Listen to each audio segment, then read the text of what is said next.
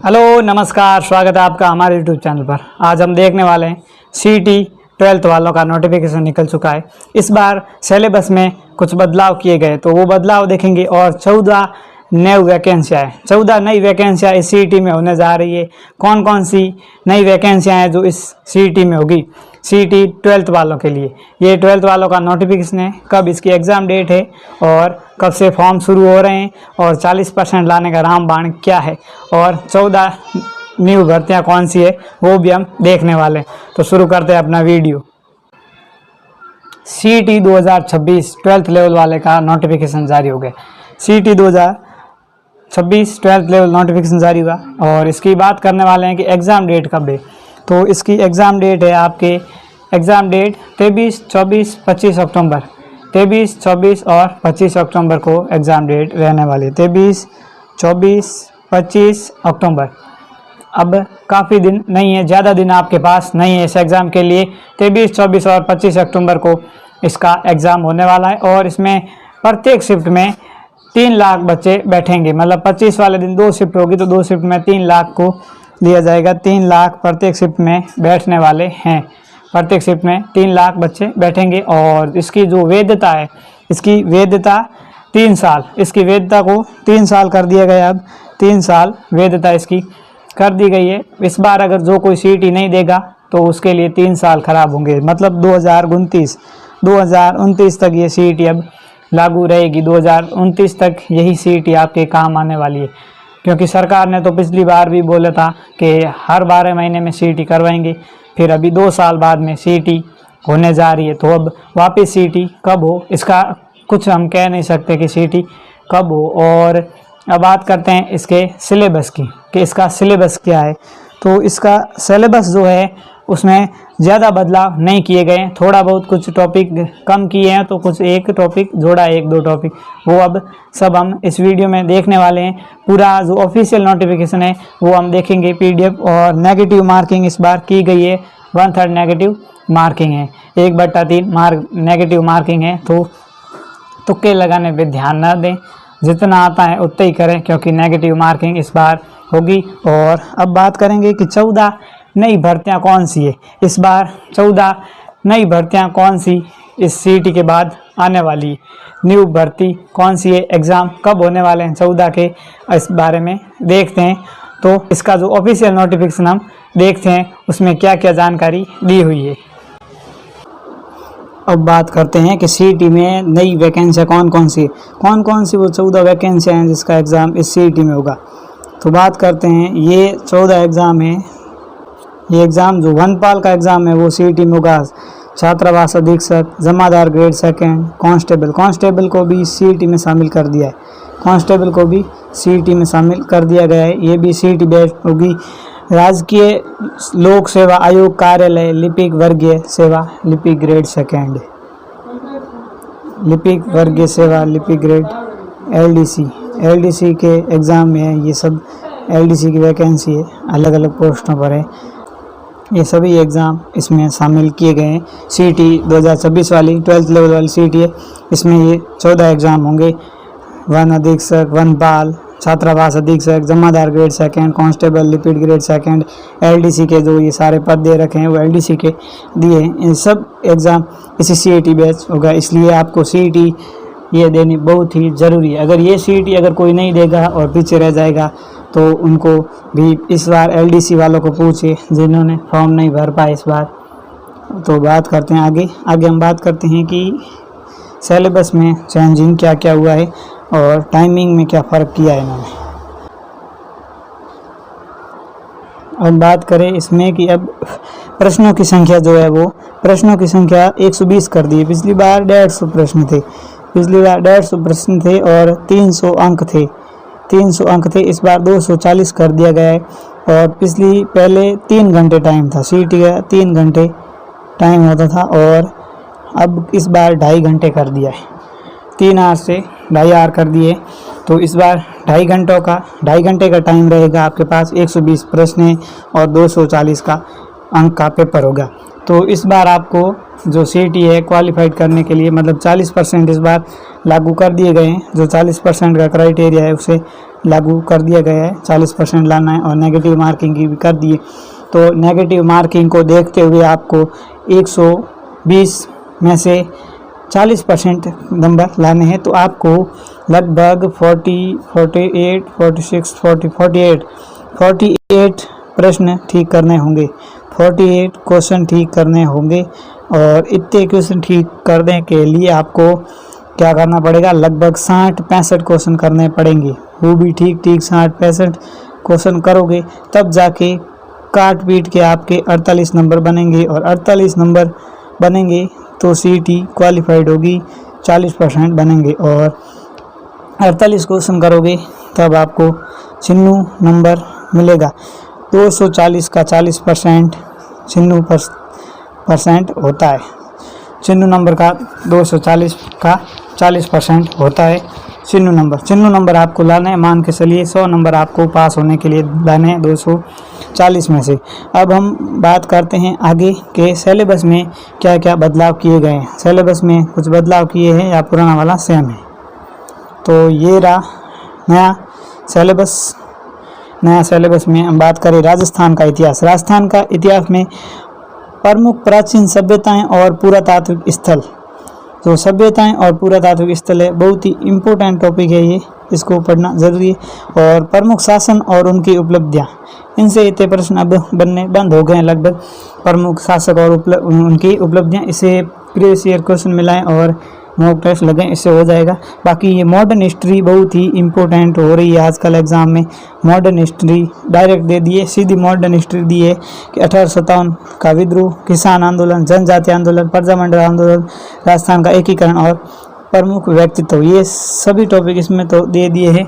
बाकी इन पर ज़्यादा फोकस करने की हमें ज़रूरत है क्योंकि मॉडर्न हिस्ट्री सबसे ज़्यादा पूछी जाएगी एग्जाम में। अब बात करते हैं राजस्थान की कला एवं संस्कृति।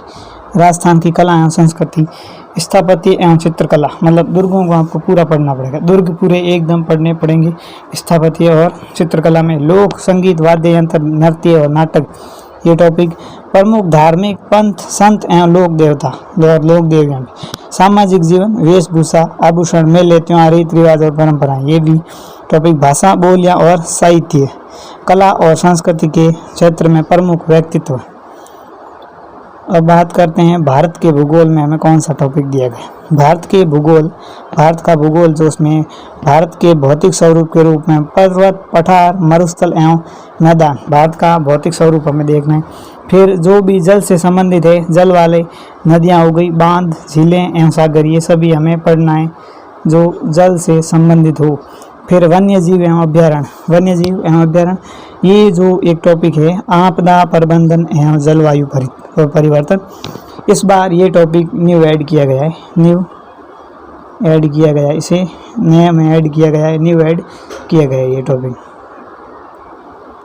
अब बात करते हैं राजस्थान का भूगोल। राजस्थान के भूगोल में कौन कौन से टॉपिक है। राजस्थान के प्रमुख भौतिक स्वरूप, मरुस्थल, पर्वत, अरावलिया, ये सब, जल और बेसिड, ये सब इसमें देखे जाते हैं। जलवायु की दिशाएं और दशाएं, प्राकृतिक वनस्पति, प्रमुख मृदाएं, नदियां, बांध एवं झीलें। राजस्थान के प्राकृतिक संसाधन, खनिज संपदा, वन संपदा, जल संसाधन। पशु संपदा जो न्यू अभी आई है जनगणना, न्यू पशु संपदा, उसे आधार पर हमें पढ़ना है न्यू वाली। वन्य जीव, अभ्यारण्य एवं संरक्षण, जनसंख्या, वितरण, वर्दी, घनत्व, साक्षरता एवं लिंगानुपात और प्रमुख जनजातियाँ। राजस्थान में पर्यटन। अब नेक्स्ट हम बात करते हैं राजस्थान के विशेष संदर्भ में भारतीय राजनीतिक व्यवस्था। राजस्थान के विशेष संदर्भ में भारतीय राजनीतिक व्यवस्था, भारतीय संविधान की प्रकृति प्रस्तावना, मौलिक अधिकार एवं राज्य के नीति निर्देशक तत्व, भारतीय राजनीतिक व्यवस्था, राष्ट्रपति, प्रधानमंत्री एवं मंत्रिपरिषद, संसद, उच्चतम न्यायालय, निर्वाचन आयोग, ये सभी हमें इसमें पढ़ना है। राजस्थान की राजनीतिक एवं प्रशासनिक व्यवस्था, राज्यपाल, मुख्यमंत्री, राज्य विधानसभा, उच्च न्यायालय, राजस्थान के लोक सेवा आयोग, राज्य निर्वाचन आयोग, राज्य सूचना आयोग, राज्य मानव अधिकार आयोग, राज्य के मुख्य सचिव, जिला प्रमुख, जिला प्रशासन, स्थानीय स्वशासन एवं पंचायती राज, ये सभी हमें राजस्थान के संदर्भ में भारतीय राजनीतिक व्यवस्था में पढ़ना है। अब बात करते हैं राजस्थान की आर्थिक व्यवस्था। राजस्थान की आर्थिक व्यवस्था में राज्य के विकास में उद्योग, कृषि, पशुपालन एवं खनिज क्षेत्र की भूमिका, राजस्थान की व्यवस्था, विशेषताएं और समस्याएं, राज्य की आय एवं बजट की अवधारणा, हस्तशिल्प उद्योग, बेरोजगारी, सूखा एवं अकाल, राजस्थान में विविध कल्याणकारी योजनाएं एवं अधिनियम, विकास संस्थाएं, लघु उद्यम एवं वित्तीय संस्थाएं, पंचायती राज संस्थाओं की ग्रामीण विकास में भूमिका, महात्मा गांधी राष्ट्रीय रोजगार गारंटी अधिनियम यानी मनरेगा, विकसित भारत रोजगार एवं आजीविका के लिए गारंटी मिशन ग्रामीण, वीबीजी राम, इसको भी हमें पढ़ना है कि वीबीजी राम क्या है। दैनिक विज्ञान, कि हमें दैनिक विज्ञान में कौन से टॉपिक कवर करना है। दैनिक विज्ञान में नॉर्मल दैनिक विज्ञान आती है, भौतिक एवं रासायनिक परिवर्तन, बहुत ही आसान टॉपिक है। भौतिक एवं रासायनिक परिवर्तन, ऑक्सीकरण एवं अपचयन क्रियाएं और उत्प्रेरक, धातु अधातु, ये जो दे रखे हैं साइंस के, फिरियन, दृष्टि दोष, उसका निर्माण, गुणसूत्रों की संरचना, लिंग निर्धारण, रासायन संतंत्र, किस्मों का विकास, अलग अलग किस्में वगैरह सभी दे रखे हैं। ये जो दैनिक रक्त समूह, रक्तदान, रोगाणु, मानव स्वास्थ्य, कुपोषण, मानव स्वास्थ्य, ये नॉर्मल टॉपिक दे रखे हैं जो दैनिक जीवन में काम आए। अब बात करते हैं तार्किक विवेचन एवं गणित, मतलब रीजनिंग।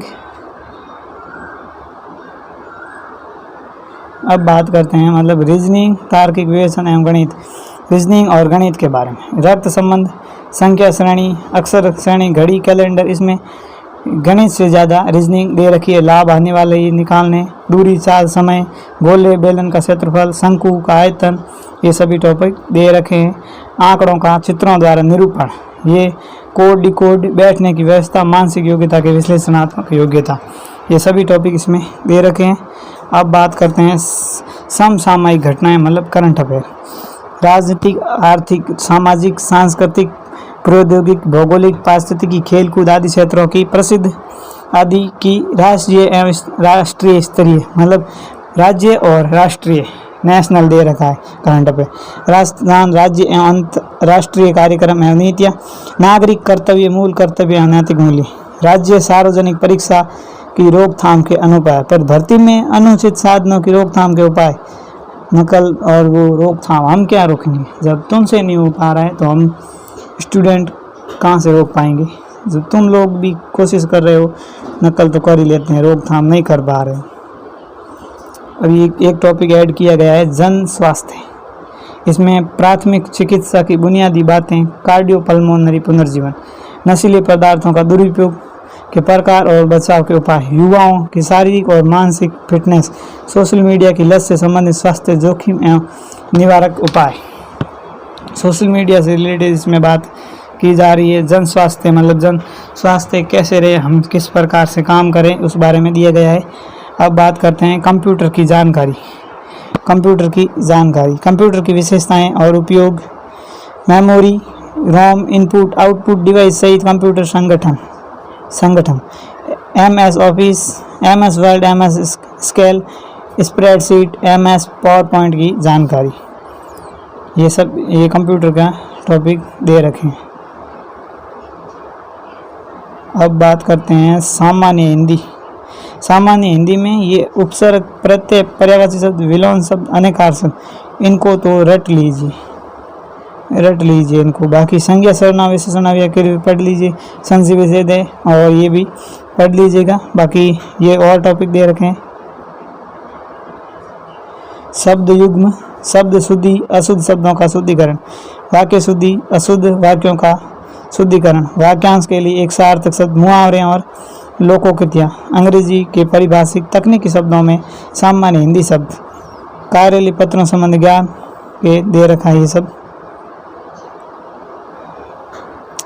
जनरल इंग्लिश में जो आपके टेंस, सेक्यूर ऑफ टेंस है, voice, narration, use of article and determiners, use of preposition, preposition भी दे रखा है, ट्रांसलेशन ऑफ सिंपल, ऑर्डिनरी और common, English, Hindi to English, ये सभी टॉपिक दे रहे हैं।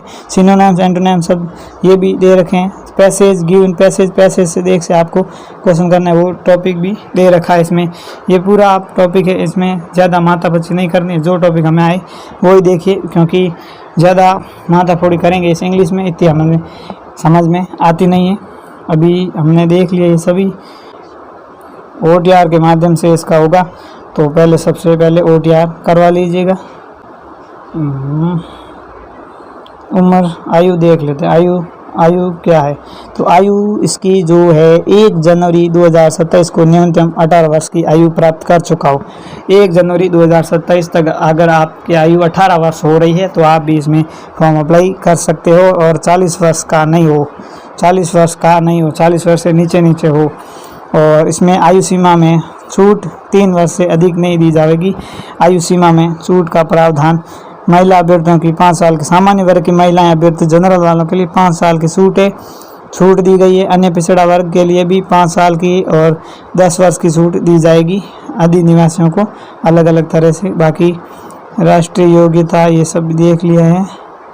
पात्रता एवं शैक्षणिक योग्यता, सीनियर सेकेंडरी या उसके समतुल्य, मतलब अगर आप 12वीं में हैं, 12th में हैं और CET का एग्ज़ाम देने जा रहे हो तो ये बहुत बढ़िया बात है आपके पास कि आप CET पहले दे दोगे। 12th पास करने से पहले भी आप CET लेवल के एग्ज़ाम देने के लिए आ जाओगे, तो बहुत ही बढ़िया बात है, ये बहुत अच्छी बात है आपके लिए और 12th वालों के लिए कि इस बार 12th वाले भी जो 18 वर्ष पूर्ण कर गए और अभी 12वीं का एग्ज़ाम देना है वो भी इसमें एग्ज़ाम दे सकते हैं। और ये पूरी जानकारी हमने ली CET के बारे में, और आज का हमारा वीडियो यहीं रहेगा। धन्यवाद, मिलते हैं नेक्स्ट वीडियो में, तब तक के लिए पढ़ते रहिए। जय हिंद, जय राजस्थान।